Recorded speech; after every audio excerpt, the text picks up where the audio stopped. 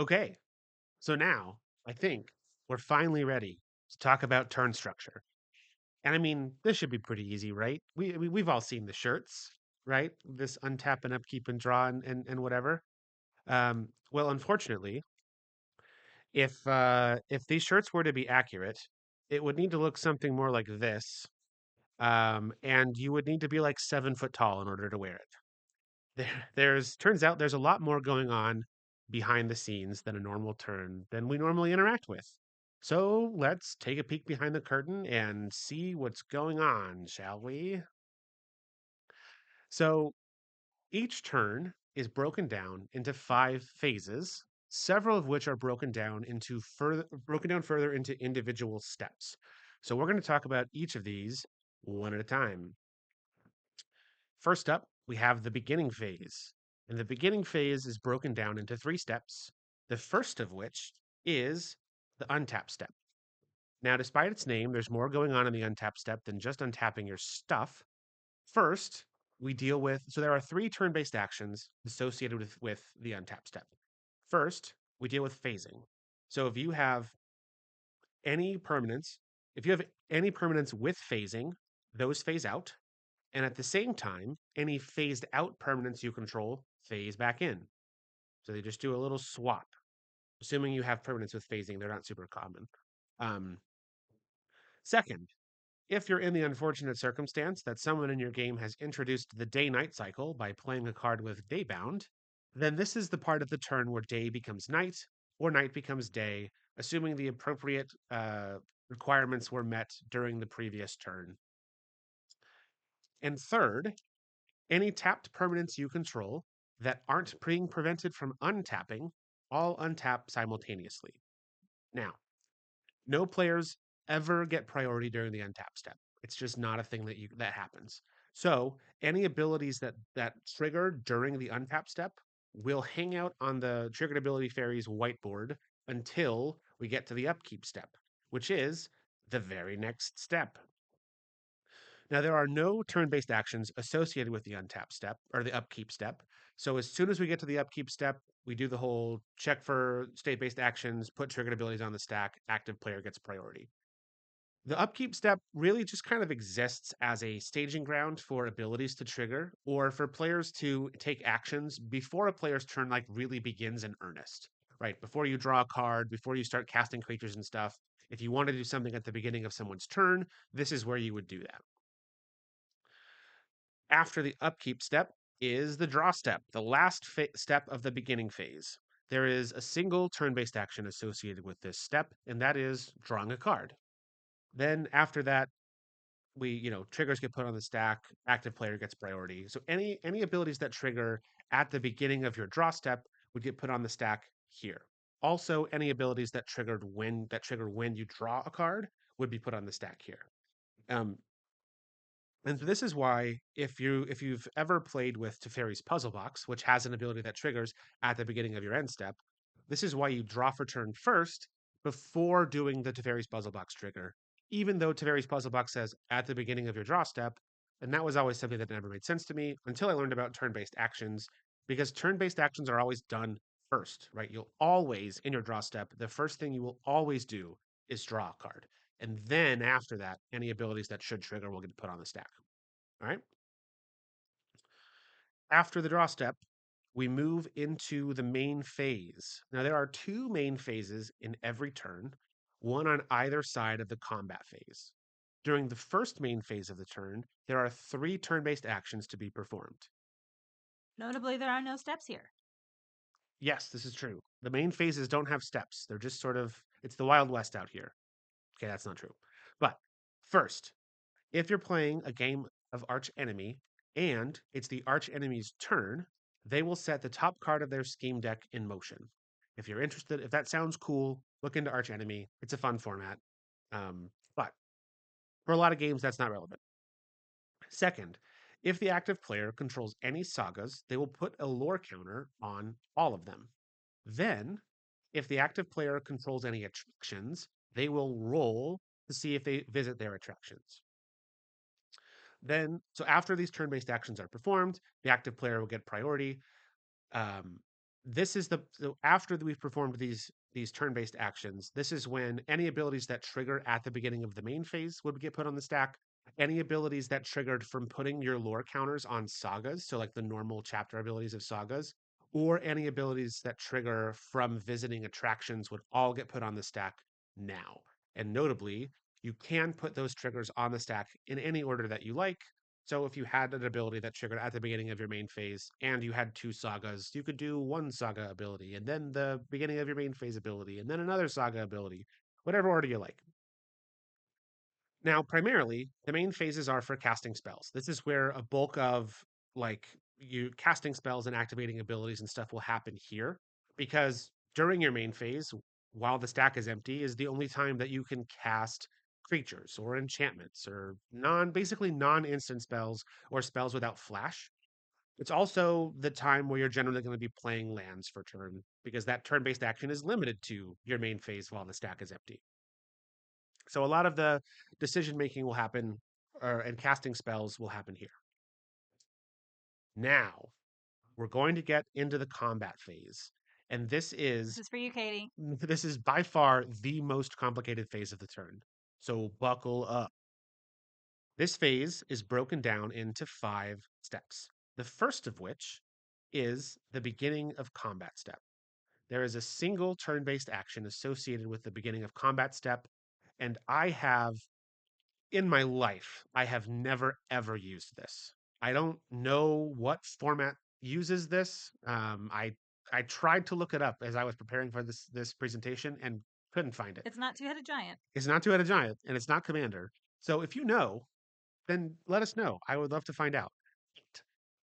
Some multiplayer variants require you to select a single opponent to be the defending player. This is when you do that if that's a thing you're doing. Again, this is not used in Commander or Two-Headed Giant. You can attack any number of players. You're not limited to only attacking one. So I don't know, but anyway, it's there. So I said I would tell you all the turn-based actions. Here we are. Um, Now, the beginning of combat phase really is like an upkeep step, but for combat.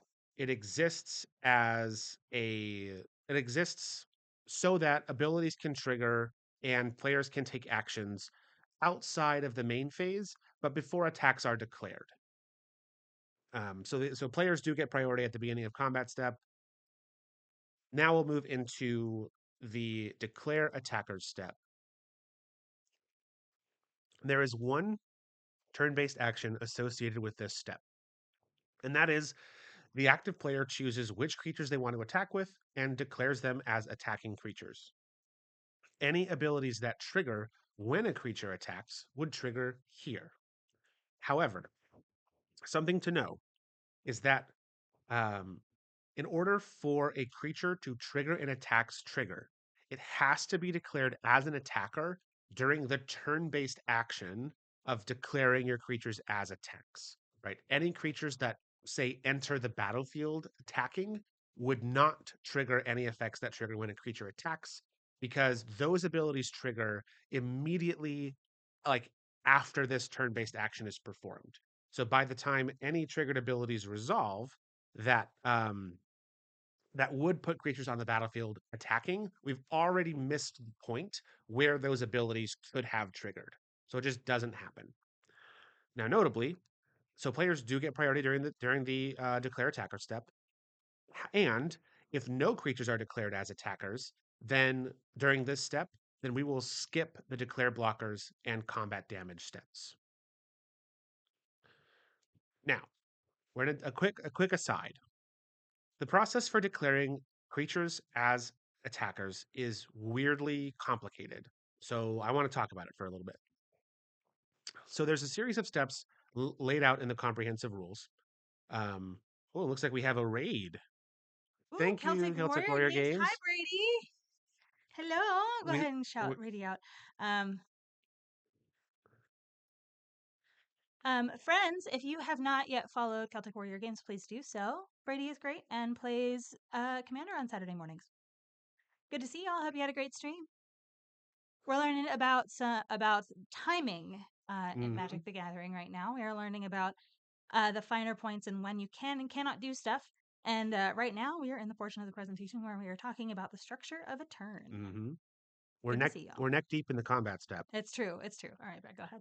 Okay. So, um, the first thing you're going to do as part of this turn-based action is decide which creatures are attacking and which permanents or players your creatures are attacking. Then the game needs to check to see if the decisions you've made regarding around how you're doing combat are legal. And there are two kinds of effects that could make your attacks illegal. First is restrictions. So restrictions are effects that say one or more creatures can't attack. Or it could be things like propaganda, like creatures can't attack you unless their controller pays 2 for each creature attacking you. But anything that says some number of creatures can't attack represents a restriction. And then anything that forces a creature to attack is called a requirement. So as you're deciding what creatures you want to attack and who they are going to attack, you are not allowed to violate any restrictions, and you have to satisfy as many requirements as possible, right? So it's satisfy as many requirements as you can without violating any restrictions. And I'll show you an example of what we're talking about a little bit later. I just want to get to this checklist first, right? So after we check to make sure that our attacks are legal, um, if you have any creatures with banding, and I sincerely hope that you don't, this is when you would declare how you would like for them to band together. Then you would tap all of your attacking creatures that don't have vigilance. And after all of that is done, if there are any effects like ghostly prison or propaganda that you have to pay taxes for, this is the part of the turn where you would do that. All right. So just as a quick example of restrictions and requirements these restrictions and requirements that I've been talking about, consider these two cards. We'll say that you control an angler turtle, which is a creature that has an ability. Creatures your opponents control attack each combat if able. And we'll say that I control a Mog Flunkies, which is a creature that can't attack or block alone. If we're on during the declare combat step on my turn, um, if the only creature that I control is Mog Flunkies, then the only legal choice for me to make is to not attack, right?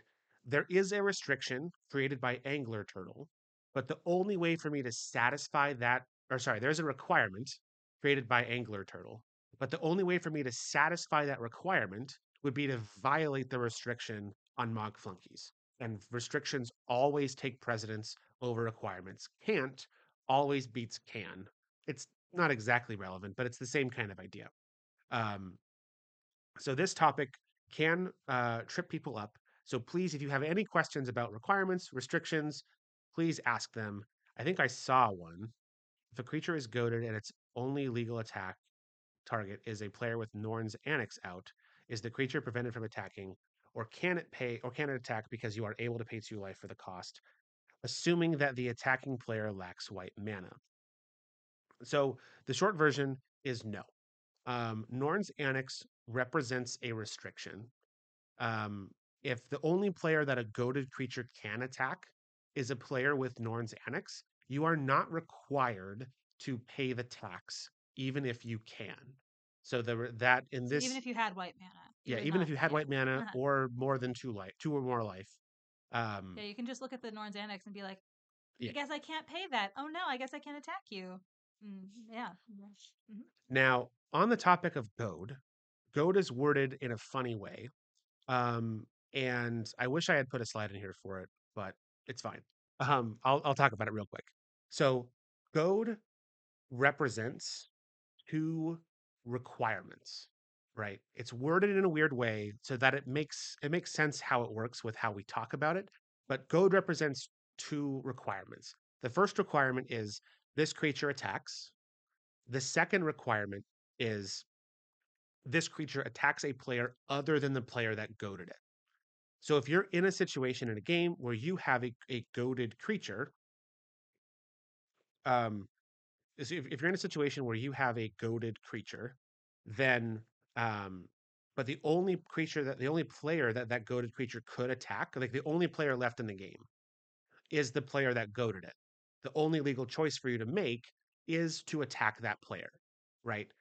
By attacking that player, you are satisfying the requirement of this creature attacks, and you're not satisfying the requirement of this creature attacks another player. However, if you don't attack, then there are two requirements that you're not fulfilling, which is the creature has to attack and the creature attacks a player that isn't the player that goaded it. And so that's why goad is worded that way, but it makes sense the way that we normally talk about it. Like it can't attack me unless I'm the only player it can attack. We have one more question that I think you can probably get to with this goad thing. Okay. What if Brad has me goaded, but Steph has the Norn Xanax? Do I have to attack Brad? Um, so uh, the short version is no, because so you essentially would get to choose, right? So if I go to your creature and Steph has Norn's Annex, right? You can choose to bypass Steph's restriction by paying the Norn's Annex tax, in which case you could attack Steph. But if you're not interested in paying the Norn's Annex tax, you don't have to, but then your creature would have to attack me because I'm the only player that it can attack. Ha ha ha ha. So that's a weird situation where goad basically just means this creature has to attack. All right. Again, I appreciate y'all asking questions, clearing things up. This is great. Yeah, Thank if you it makes for sense to answer the questions when we're in the presentation, we'll do that. But yeah. otherwise, we'll wait for the further boosty breaks. But yeah. All right, back to turn order. So we're at the part of that we've just finished declaring attacks. So then the next step after that is the declare blocker step. There is a single turn-based action associated with the declare blocker step, which is the defending player declares if and how their creatures are blocking. And if there are multiple players, if there are multiple defending players, then those players will make those decisions in turn order. After we perform this turn-based action, um, the active player will get priority. Any abilities that trigger when a creature blocks, becomes blocked, or attacked and isn't blocked would get put on the stack here, right? Notably, um, after this turn-based action, any attacking creatures that have been blocked are become blocked creatures. Any creatures that have been declared as blockers become blocking creatures, and a creature can't be considered unblocked unless we're at the declare blocker step and that creature is attacking and it has not been assigned a blocker. Before that, it's just an attacking creature. All right. So after the declare blocker step, we get to combat damage. Now, the combat damage step has two turn based actions associated with it. Um, the first is players will announce how they intend for their creatures to assign their combat damage. And this is done with the following rules. So first, the active player is going to announce how their creatures will assign damage, followed by each defending player in turn order. An unblocked creature deals damage equal to its power to the player or permanent it's attacking. Any blocked and blocking creatures will deal damage equal to their power, divided as their controllers choose among the creatures that are blocking them or that they are blocking. Note that this was a fairly recent change. There was a whole thing with damage assignment order. We don't do that anymore. If I'm attacking you and you block my creature with two creatures, I just decide how my creature is distributing its damage, however I would like. Then another thing to know: if an attacking creature without trample was blocked, there is no circumstance under which it can assign combat damage to a player or permanent it's attacking, even if there are no longer any creatures that are blocking it when we get to this step. So, like if you declared a creature as a blocker during the declare blocker step and then sacrificed it or I destroyed it or whatever, before we get to the combat damage step, my attacking creature is just not going to assign damage this turn because it has nothing to deal damage to. Then the second turn based action is after all players have announced how their creatures are gonna deal their combat damage, all that combat damage is dealt simultaneously. Attacking creatures and blocking creatures all deal their damage at the same time. And then after combat damage is dealt, the active player gets priority. This is when abilities would, if there are abilities that trigger when creatures deal or are dealt combat damage, they would get put onto the stack here. If any creatures died during the combat damage step, those abilities would get put on the stack here as well. Um, and then the active player gets priority. Now, if at least one attacking or blocking creature has first strike or double strike, only those creatures will assign and deal combat damage in this combat damage step. Then, afterward, there will be a second combat damage step that follows all the same steps and rules as the first one, except this second combat damage step is for any creatures that didn't deal damage in the first combat damage step and creatures with double strike. So it's a weird wording. In most cases, the first combat damage step is for creatures with first strike and double strike, and the second combat damage step is for creatures without first strike and double strike. However, the rules are worded this way because there was a question that came up a while ago of if I have a creature with first strike and after it deals combat damage in the first combat damage step, if I make it lose first strike, does it also then deal combat damage in the second combat damage step? Weird rules Yeah. interaction. That's And the weird. answer to that question is no. In order, a creature has to have double strike in order for it to deal combat damage in both combat damage steps. So now we've made it to the end of combat step, the last step in the combat phase. And this step functions similarly to the beginning of combat phase insofar as it's just kind of a staging ground for triggered abilities and for players to interact still in the combat step, but after the dust has kind of settled. There are no turn based actions associated with the end of combat step. It's just kind of a placeholder step. Um, any abilities that trigger at the end of combat would trigger here. Uh, Notably, as the step ends, everything is removed from combat. So they're still in combat through the end of the combat step. Creatures are still considered attacking creatures or blocking creatures until this step ends. All right. So that was a lot, especially for the combat step, especially is pretty crunchy. So if you have any questions, feel free to put them in the chat now. We are going to roll into another boosty break.